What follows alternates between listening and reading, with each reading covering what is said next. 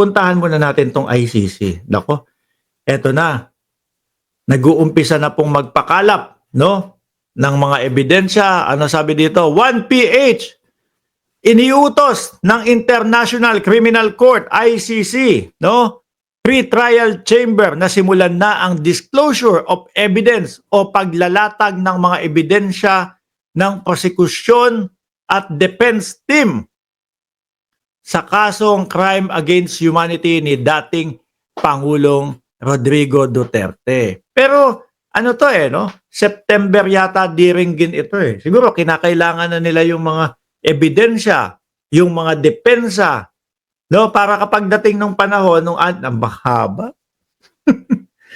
Napakahaba ho, no? 6 na buwan, mga kababayan. Siguro tingin ko naman yung mga nagrereklamo po ready na po 'yun. Ang tagal na po nilang merong mga ebidensya na nakalatag, ang tagal na pong merong mga handang tumestigo laban sa dating Pangulong Duterte.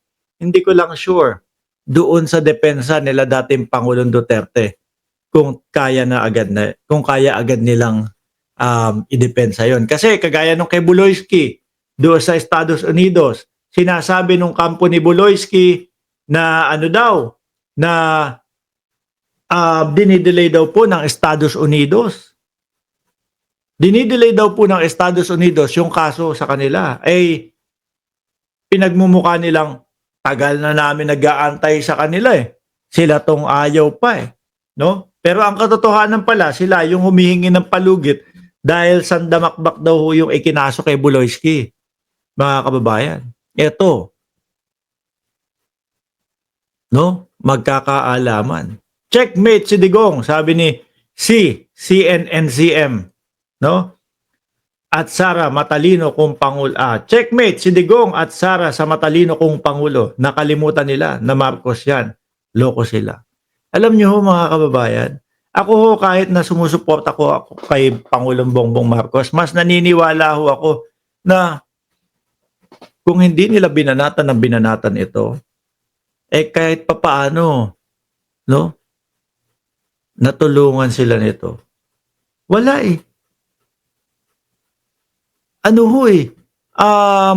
nagkumpiyansa ho sila Nagkumpiyansa sila doon sa estilo nila, doon sa teknik nila na sige, birahin natin ang birahin yan. Paulanan natin ng mga kung ano-anong mga intriga yan. Sabihin natin na adik yang si Marcos. Nagkumpiyansa ho sila doon sa teknik nila Pinagbabawal na teknik Akala nila tama yung mga iniisip nila na weak ang ating presidente. Nagkamali ho yata sila, mga kababayan. Ayun. Weak pala O sige, bahala kayo dyan. Kaya nyo na yan.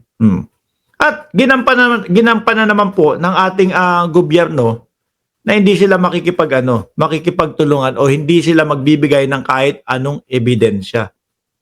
Mga bossing. No? Wala namang ganong nangyari.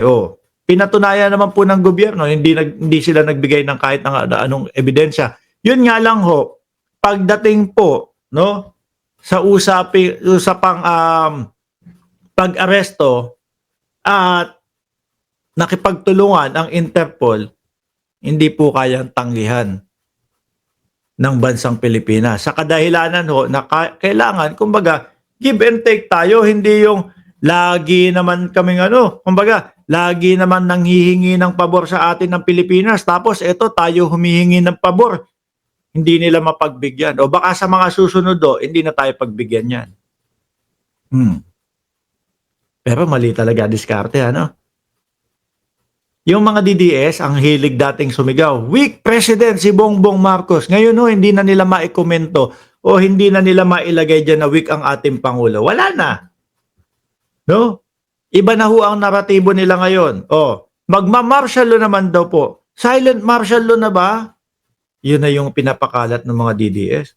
Hindi nila alam. Ligwak din sila doon. Bakit Madaming mga kapwa natin Pilipino ang sinasabi pa ngayon na maigi pa nga dapat mag-martial law na para matigil na itong mga nanggugulo lang sa gobyerno. Panay paninira lang kay Pangulong Bongbong Marcos. Di ba? Wala silang pupuntahan, mga kababayan. Dahil ang gusto ng mga kababayan natin Pilipino, maging mapayapa ang Pilipinas. Sino po ba at saan po ba nanggagaling yung mga kaguluhan ho? Di ba sa kanila? Di ba simula nung nagmautog-mautog sila? Simula nung nagtayo sila ng entablado, simula nung nagpadala si Kibuloy ng mga speaker niya. Speaker yung mga malalaking mga may base na simula nang nagpadala si Kibuloy ng taga-kanta ng bugas, taga-sayaw ng bugas. Diyan nagsimula lahat yan, mga bossing yung kaguluhan sa Pilipinas yung pagkakawatak-watak po Di ba? At lagi nilang sinasabi ngayon tinrider daw po sila ni Pangulong Bongbong Marcos. Saan ka ba naman nakakita? Araw-araw mong binabanatan, araw-araw mong binibira, araw-araw mo sinasabihan ng adik ng walang ebidensya. Tapos naghahangad ka tulungan, naghahangad ka na isasalba ka, naghahangad ka na hindi ka mapupunta sa ICC. Ang swerte nyo namang kaaway. Boss Mark, nabubuhay na lang ang mga DDS sa fake news. Yun nga Sabi nung isa, opo, sige po, fake news po ako. Sabi naman nung isa, opo, tanga po ako. Di ba? Sabi ni Mario Olikino, bakit si Amy nag-iiba ng tono? Di na ba sila magkasama sa alyansa at parang Duterte ang kanyang kinikilingin? Pag-uusapan ho natin yan. No? Sabi ni Ma'am Ginger Cat, sila ang tinrider ng China, boss, kasi di tinulungan. Yun ang nakikita ko talaga dyan. Di ba, Ma'am Cheryl Santa Maria? Yun ang nakikita ko dyan. Dahil mas pwedeng paniwalaan yung sinabi ni Larry Gadon, mga bossing, na kaya pumunta ng Hong Kong ang dating Pangulong Duterte at yung pakyeme-kyeme na Thanksgiving sa mga OFW doon naging naging alibay lang para makapunta ng Hong Kong at para manawagan kay Xi Jinping na sana ay bigyan siya ng asylum. Di ba? Kaso sabi nga, hindi nabigyan, hindi napagbigyan dahil daw malamang nalaman na. Malamang nalaman na daw mga kababayan na may warrant to pares sa ICC. Yun. Kaya pinauwi na lang. 'Di ba? Dito sa balitang ito, magkakaalaman, ebidensya sa ebidensya. Diyan sa ICC malabo po yung dramahan diyan. Malabo po yung ganito, ganyan. Mali po yung pagkakahuli sa amin. Ganito ginawa sa amin, illegal po. Baka sabihin lang, total naman narito na si Rodrigo Duterte, iimbestigahan naman namin. Pinadala naman namin sa ospital, matiyak yung kanyang kalusugan at kung kaya niya, okay naman lahat. So kayo, bahala na kayo dyan. Kung meron kayo sinasabing illegal yung pagkakahuli sa kanya, kayo na mag-usap-usap diyan sa Pilipinas.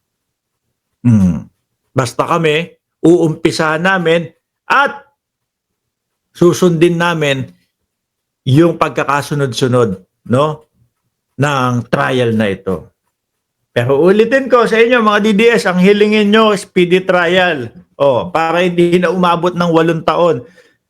Sabihin nyo lang, mga lawyer, sabihin nyo lang kung titingnan nyo naman po ang sitwasyon ng aming kliyente, matanda na po.